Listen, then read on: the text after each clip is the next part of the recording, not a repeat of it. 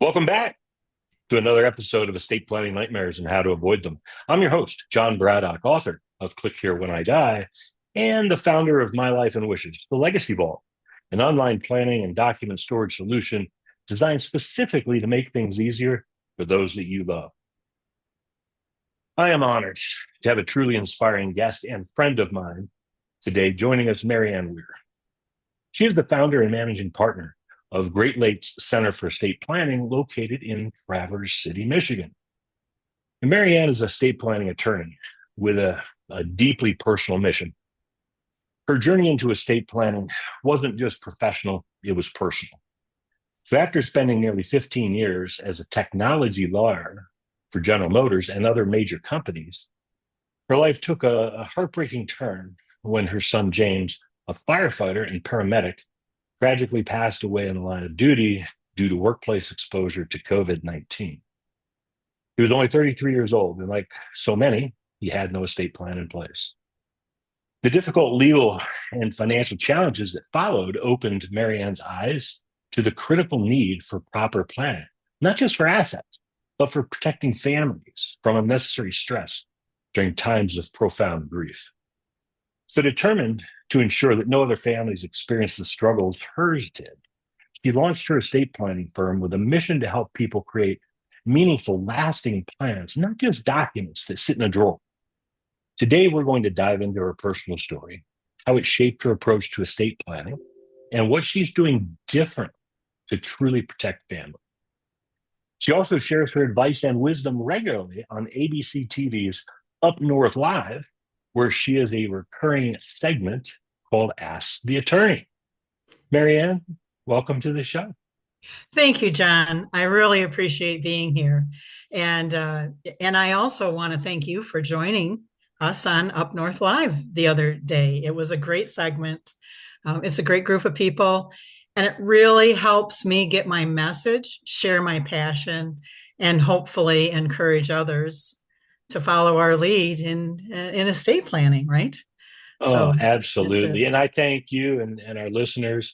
Probably heard that episode, which we released a couple weeks back, and truly a lot of fun to visit with you. And is it Kylie? Maya, Maya. Maya. Yep, That's right. yep, That's yep. right. What a Save great that name because she's an up and comer, you know.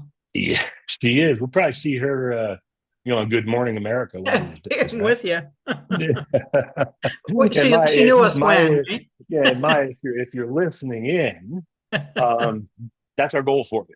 That's Uh, right. That's right. oh gosh. Well, hey, Marianne, it's great to see you. We've known each other for a few years, and we speak frequently. Um, and it's been some time, and I've wanted to have you on the podcast uh, for quite some time. But I Right. also know that it takes time to at least bandage some deep, deep wounds. And so, as everyone knows, I like to talk about passion and why it is people do what they do, especially in the estate planning world. So, um, your story is both heartbreaking yet incredibly inspiring. Can you take us back to the moment when you realized that estate planning needed to be your calling? I absolutely can. And you've shared quite a bit of my story, right? My son was our only child, and at 33 years old, with his wife 7 weeks pregnant, and just about ready to share their second wedding anniversary together, he acquired COVID. Um, and he called me, and I'll not forget that call. He called me on December 1st of 2021 to share with me that he had contracted COVID. He said, "Oh, honey, I'm so sorry. Take care of yourself." You know, just the common things at that point, didn't ever believe that I would not see him again. My husband and I left that weekend. I said, Daddy and I are going on a cruise. Is that still okay? And he's like, Yeah, go ahead, Mom, go. And so we left. And during that cruise, we were getting messaging that his condition was degrading to the point where he was hospitalized and then put on a ventilator. And we couldn't, I mean, it was if you know anything about cruises, you can't just say, hey, can you park at the next dock? I'm grabbing the next plane out. So we had to endure this cruise, which should have been a beautiful time. Landed in Fort Lauderdale and took the first plane out of, or maybe it was Miami, took the first plane out heading for Detroit.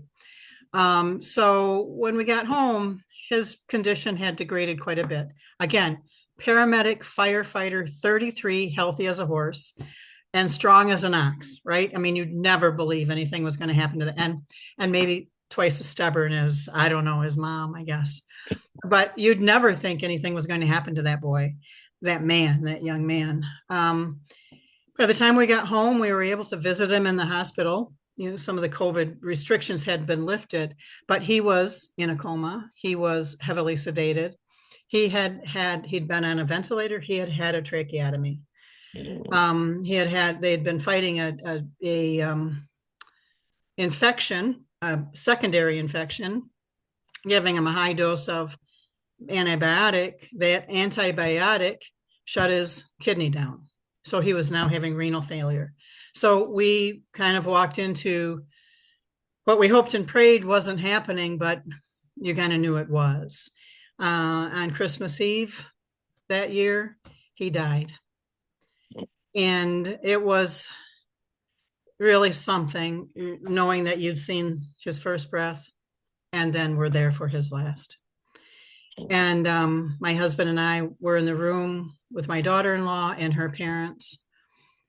And the disbelief, I bring this message. The reason I tell you this so emphatically is even knowing he was sick, even knowing he'd been hospitalized, there was no way we would have believed that man was going to die. And then to know he did learn, just as they were putting him on a ventilator, that his wife was pregnant. To know that he couldn't fight through that, I thought that would give him all of the hope in the world, right? So I just bring this message because there is no promise of tomorrow. So hold them tight, right? Hold them tight, let them fly, but hold them tight. There is no promise of tomorrow, but be prepared. So you asked me to go back to when I realized. It didn't take me long. All of a sudden I was, now it's January getting into February, and I'm calling. He was, of course, our only child. So he was everything on our estate plan. I'm calling life insurance companies. I'm calling whoever, 401k companies, whoever had him as a beneficiary. And the words out of my mouth were, "Hi, my son died and I need you." And every time I'd say that, I would just start sobbing. I couldn't get through that conversation. So to think that that someone's going to be prepared. I have people who are like, I use beneficiaries. I don't need an estate plan. And if something happens, I'll just fix it. Well, I'm here to tell you, each one of those phone calls is like ripping it open again and again and again. Not just for me, but for my daughter-in-law, who had to probate his estate because he owned a home before they were married. And so the home was not in her name. An estate attorney would have caught that, right, in a review. It would have been corrected. She would have never had that worry. For the period of he was 33, had very few assets, had a house, didn't have any debt. And it took 7 months for her to know that house would be hers. 7 months through a probate process. 7 months where she,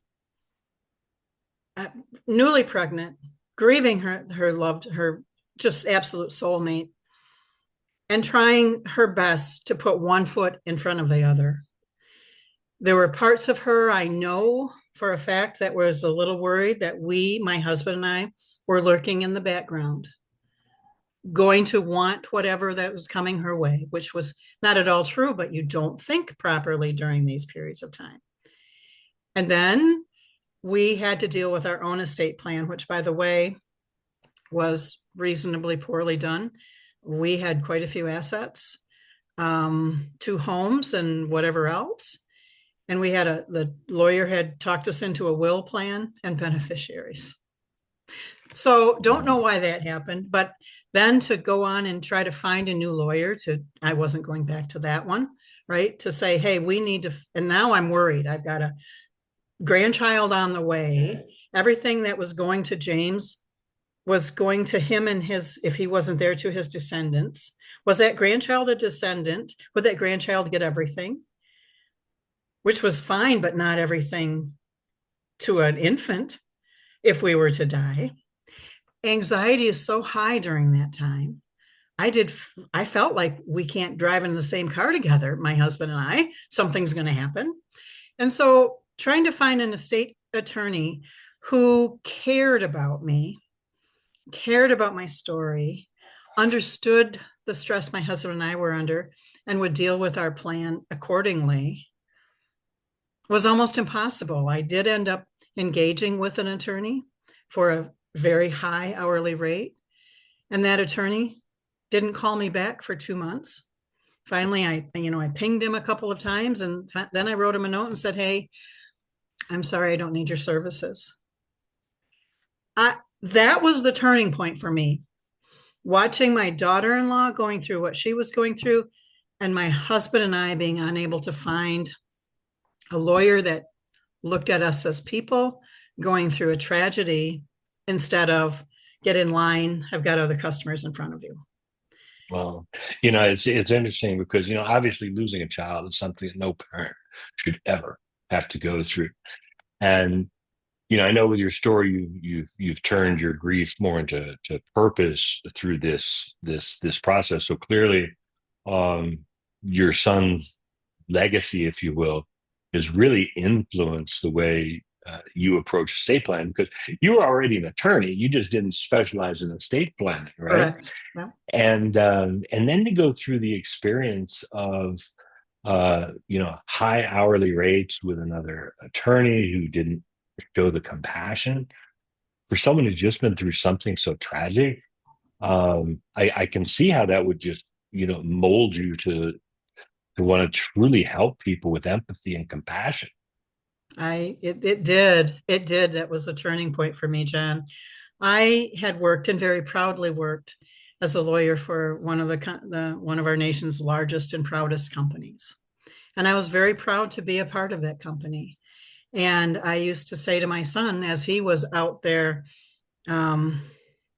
working his tail off as a paramedic, proud of every life. He birthed children. He pulled people out of car wrecks. He restarted hearts. He did the meaningful stuff. He was so sincere about his service. When we were dealing with COVID, he was very nervous, and he would call and talk to my husband and I.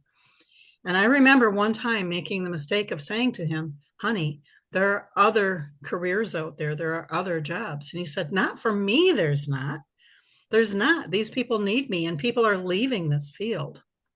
Well, I remembered my words when I was working for General Motors. I would say, honey, when I retire, I'm going to do something super meaningful for people. Not that I don't think what I did there was not meaningful. I mean, I worked in workplace safety and other various really cool roles. But on that moment, when I couldn't find a lawyer who could deal with me timely or with compassion, I said, this is my calling. This is my passion. I am going to get out there and serve people the best that I can, teach them the best that I can about what estate planning is and what it can do for their future and for their family. I think of it as an everlasting gift. I just do. I know that you went through a lot of challenge when you were working with your father-in-law's estate. People come in my office all the time, and they have those stories, and they say to me, I just don't want my kids to go through this. I don't want my kids to go through this. And I understand completely, because I don't ever want anybody, my worst enemy, to go through not just the death of a child, but then all of the aftermath. Yeah, And it's those life experiences that we have that can drastically change our course. It's like you loved what you did, mhm. but something happened that said, I can make a better impact. And, I spent 30 some years as an employee benefit consultant. I liked what I did. We helped people, we protected them with the right benefits and those kind of things. But when we went through the experience we went through, it changed my whole course. I said, I can help far more people avoid this nightmare that actually awaits all of us It unless does. we do something and plan and work with a It good does. estate planning attorney and make sure family knows where to find things. John, now that I am learned in this topic, right? Now that I understand, there's an awful lot to understand, right? A lot more than I probably even know, but I know quite a bit about it. I think to myself, what an injustice my husband and I had done to our only child by giving him everything, but first he had to just probate it. That lawyer hadn't even told us about a transfer on death deed. It was, you have him come here, we'll just go through the probate process with him. And now that I know what that all means, I cannot believe we were strapping him with that. I cannot believe it because we loved him dearly. He was literally the center of our universe. He was our everything. From the moment he was born, he was our everything. And we were setting him up to, and he ours, right? He would often say, it's the three of us. It's always been the three of us. Imagine emotionally what he would have had to go through if he lost his parents and then had to probate it. I'm ashamed of myself. But then I look back and I think, what would have happened had we died when he was a child?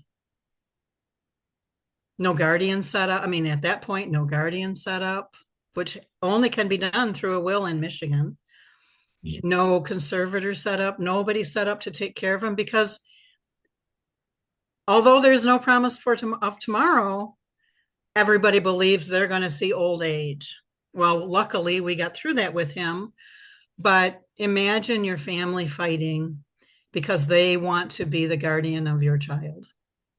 I I met a woman who was well into her 70s. Her son-in-law had died the previous year, and her daughter was killed in a car accident just a few months before I met her. This woman, high in her 70s, was trying to take care of two children under 5 years old. She felt it was her duty. She felt that's what her daughter would have wanted. I believe her daughter, and I believe her daughter would have wanted her to be grandma. And if her daughter was on her game, she would have done an estate plan and identified a guardian.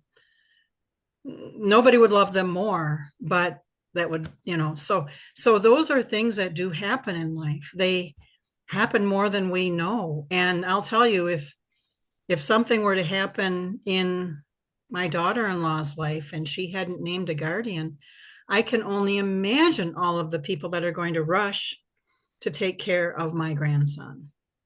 Uh, and the fighting, and people hear a story and they say, well, that happens to other people. Well, it doesn't. And the sad story that you just relayed, much like the one when you and Maya asked me on Up North Alive a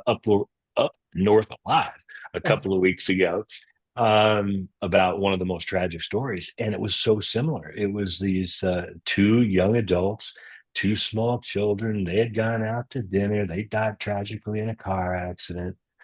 Um, no will, no guardian, nothing in place.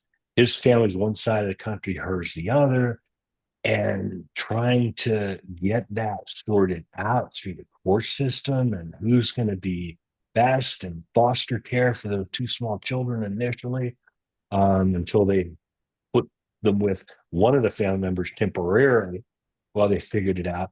But up the fighting and families divided, and a simple will and guardianship solves that. And of course, I always encourage people to take one more step, which is, put the full estate plan together, the trust, I so do that you too. don't, because even with the will and guardianship and everything else, you still have probate. to deal with and other things. Still So have probate. And the one thing is many, even if you're young and you don't haven't compiled a lot of assets, you probably have a pretty good sized life insurance policy. You have something, you have a house, you have something. And if that all goes through a will, the value of your assets, and you have one or two children, it's going to be sitting in a conservatory account that no one can stop from being turned loose on that child at 18 years old. So, yeah, our example is we had $1 million life insurance policy on me, right? Can you imagine an 18-year-old just losing both parents and turned loose with $1 million? I doubt if they'd live very long themselves. right. Right. Yeah. If I had inherited $1 million at age 18, by age 19, I'd be looking for a job. No doubt, absolutely no doubt. But in the meantime, I would have thought, no college for me. I don't need all that or whatever. But the point is that I think estate planning is so important at every phase of your life. I have a lot of people who come in their mid 50s and they're like, well, we think it's just time to put this together. And I say, yeah, I think it is too. And I don't condemn them, but thank goodness they're there. But the time to put it together, you've got kids that are relying on you, you've got family, it's just always the right time to put it together. Yeah, So absolutely. And so with your unique take on estate planning, I mean, obviously, um, yeah, yeah, we have ours done, but you're who I would want to do my estate plan because you've lived it. You can ask me the correct question. What do you want to have happen if this? What about this? What about this? And so I assume that's kind of your unique take when people it come is. in, when you work It with them. is. And I assume that unlike some attorneys out there, you don't charge an hourly rate. I would, so I consider myself a relational lawyer, someone who builds a relationship with their client. My clients don't get in line, and I'll get to them when I do. I don't charge an hourly rate. All of my plans are a flat fee. You know what you're going to get before you get it. So you know what I and I don't say I'll draft you a trust. I say I have a probate avoidance plan. I definitely, because it sets the right tone, Right. right? It's not just like people, when you say trust, they think document. I've Mhm. had trust documents coming in my office for review that are 2, 3, 4 pages. And I'm like, what happens if, and what happens Yeah. if, and what happens if, and what happens if, right? And then I Mhm. say, you'll have to find somebody else for the trust administration because I'm not taking on all this, all of Right. the what ifs.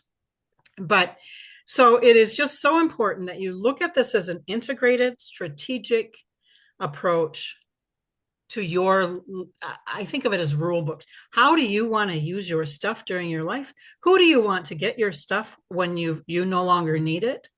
And how do you want that done? And I do have those probing questions. I'll tell people, okay, this is the point in our conversation. I'm going to start killing off your family. Some of them are going to be maimed because you got to think about that. They might be in a nursing home because they got in a car wreck. Some of them are going to die. When we're all done talking, they'll all come back alive and they'll be just like who they are today. so Yeah. so hang with me. But when you start to say, okay, so you would want, so your daughter dies and she has 3 children, and you would want those 3 children to have their money, they start to look at each other. Well, I'm not sure. How can they handle it? Who would take care of it for them? How is the house going to be paid for? How are they going to eat? And they start to think about, boy, if my daughter's not here, what happens with her kids? Or sometimes it's, well, my daughter doesn't have any children, doesn't plan any children. I would want her share to go back to her brother, something like that. But these are the conversations that really are necessary. And you can start to see light bulbs come on in people's minds of, yeah, I want this for my child. I don't want this for my child. And it's really heartwarming. You alluded to it earlier. I view myself, my practice. If you looked at my website, I hold it out there, but I am really continuing my son's legacy of service. His passion for service has become my passion for service. He's part of he is sitting on my shoulder all the time.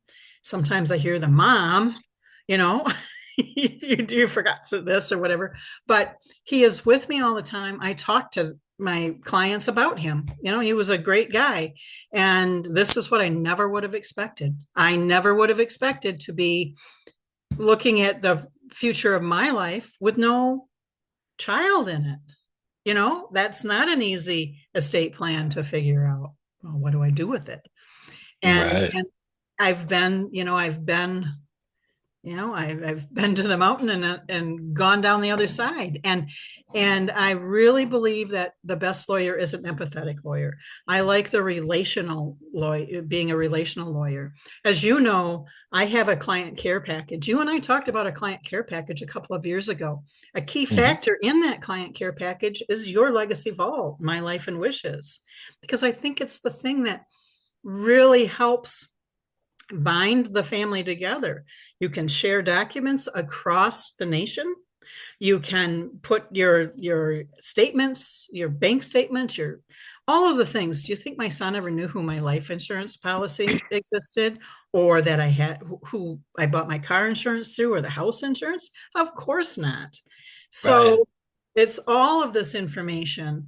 Um, and it's just that's just part of it. But then part of my client care is I want to see you every year. Come on in, because I'm sure you moved some investment, or you bought another house or something. Maybe you had another child. And And I love that you have that because as you and I talked years ago when you were building yours out, and I just think a client care program is just so critical because so many people think, okay, great. I've I've done my estate plan. Now it's set it and forget it. Well, it's not because life changes. And unless we continually review that with our attorney and oh, I forgot to add this, title this in the name of my trust or do something else. What you've laid out to avoid probate and solve problems and make things easier for family may make them much, much more difficult. And then what you do with our legacy vault that My Life and Wishes on the back end is you're showing your clients that there's a little bit more than just having all the documents in place and having them correct. It's making sure that families can locate them and access them when they need it most and be able to take down all your digital identities, the location of all your bank accounts. Because I can it's tell you, overwhelming. my kids would not know who my attorney is. They wouldn't know who my accountant is. They wouldn't know who my financial advisor is. They don't know what banks I bank at or what kind of accounts I have. They do not know where my retirement assets are located. They don't know if I have life insurance or what company holds it. And without families, which you solve the problem for, being able to access all that information immediately, then they're left to the morbid scavenger hunt to come dig through all dead dad's drawers and try and find this stuff, which takes a massive amount of time. It's And emotion. expensive and emotion. Exactly. And so you provide the complete for your people, which I so love. I really do. And one other feature that I provide that not a lot of attorneys do is I will help all of my clients fully fund their trust, which means their bank account is either going into the trust, it's going to have a beneficiary to the trust, or investment accounts, etc., their house, so that when they're done with me, everything they own that they've disclosed to me will end up in that trust. If something were to slip through the cracks and not get into the trust, it's going to go through probate, which is Yeah. not a pretty thing. And then it's going to go into the trust, but it's just not a pretty thing. So I do the funding and then the client care package. They come and see me every year, every couple of years, however they feel comfortable. We go over how's the vault working for you, give them some hints on how to improve their usage of it. We go over their funding. I've had people buy new houses. Great, congratulations. Who's it titled in? What name is it titled, right? So I've seen just scary, frightening, heartbreaking situations where I'm working right now with a supplemental special needs trust where it wasn't funded properly. So there are assets that are going to go straight to that special needs person unless, Uh, so I mean, I'm not working. I mean, I have said here are some very skilled litigators in this field. Here you go, yeah. right? And the worst thing that can happen to your special needs adult child is to lose their SSI And that person will, because, and their yeah, Medicaid and their SSI, and they yeah, will lose it because another attorney prior to my getting involved didn't do the funding, didn't do that last final step, which isn't uncommon. I mean, my first thought was, dang it, that's like malpractice, but it really isn't. It's not uncommon for lawyers to give their client the instructions and say, okay, there you go, we're done. And then have it a transaction, which is gives the impression of one and done. There you go. In 30 years, you're all set. So um, right. that is not how I practice law. It's not how I practice estate planning. And I do believe it sets me apart from many. There are many that do practice in the manner in which we do, but they're scattered around, right, the country. Yeah, Um, it's, I mean, people can go to Google and search estate planning attorneys near me, and they're going to come up with, a handful or a list. But knowing what you're looking for in an estate planning attorney, which is why I like, if you come up on a search, they go to your website. Now they can see what kind of person you are, what kind of practice that mhm. you have. And it's not with all due respect to the attorneys out there who still wear their suit and their bow tie every day. That kind of scares me off just a little bit. Yeah, yeah. Well, I don't. I hope I dress appropriately, but I dress like I'm dressed today. You don't see a suit on me. And I tried, my office is a comfortable space. It is right on, if you know anything about Traverse City, it's right on Grand Traverse Bay. So we've got beautiful views. It's right in a harbor, a marina. And I've got some living room furniture in there if you'd prefer not to sit at my table. So we're all set for making the conversation comfortable because sometimes it's not. I love that. I have two more questions as we wrap up today. The first one is for our listeners who may not have started their estate plan yet, or they're just thinking about it. What's the first step that they should take today? The first step is just take a step. Call a lawyer, get moving on the estate plan. It, if you get it 80% of the way there, you're much better off than you are today, right? And work with a lawyer. I'll tell you when you walk into my office what steps we're going to take, where the milestones are, and how long this process is going to take. So today's meeting starts off here. We're going to sign this in 4 to 6 weeks, and I we love don't that. we don't break that promise. That's what we do. So make sure you're working with a lawyer who funds. Make sure you're working with a lawyer who has a proven process to get you through otherwise it can languish for months and months. I have clients who come into me and say, we tried this 5 years ago, but it just never got done. And I think to myself, why? you know, Oh my but God. but Thank believe God you're me, still alive. no kidding. Believe me, just getting it started, just get it started. That's the first step you need to take and understand the importance for your family because I am living proof that there is no and not only did my son die when he was 33, my mother died when she was 40 of accidental injury. She was in a snowmobile accident wintertime, right? Yeah. And so there's two examples in my own life of there's no promise of tomorrow.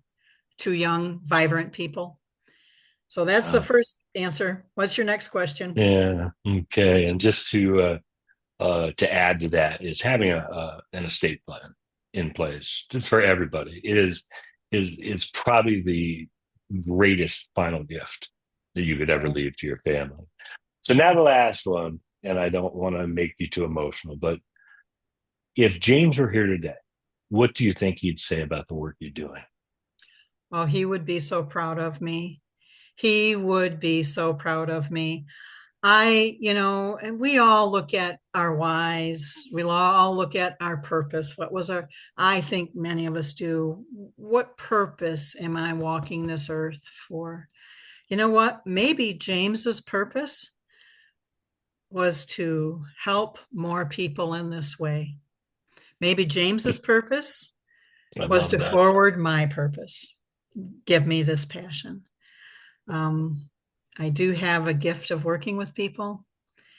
And I think that if he were here to die at a strange young age, there's something magical about that little boy of his.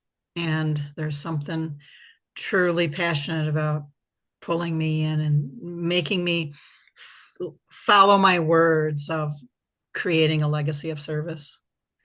Oh, absolutely. Yeah, And a lucky grandson that you have, to have such a wonderful set of grandparents who will, make sure that his father's legacy lives on.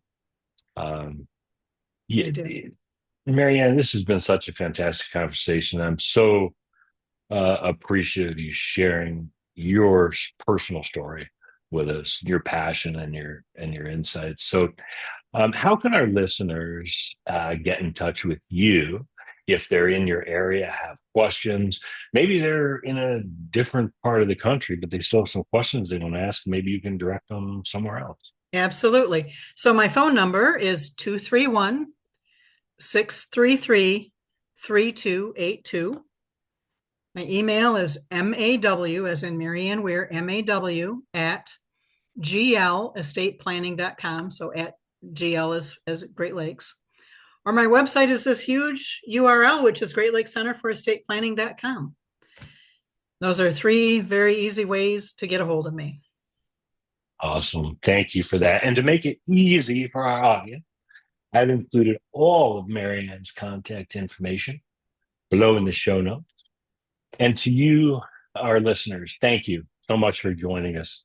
If you found this episode helpful, don't forget to subscribe, give us a thumbs up, leave a review, and by all means, share it with someone that needs to hear it. So until next time, remember, your life is your legacy. Plan ahead and make it a great day.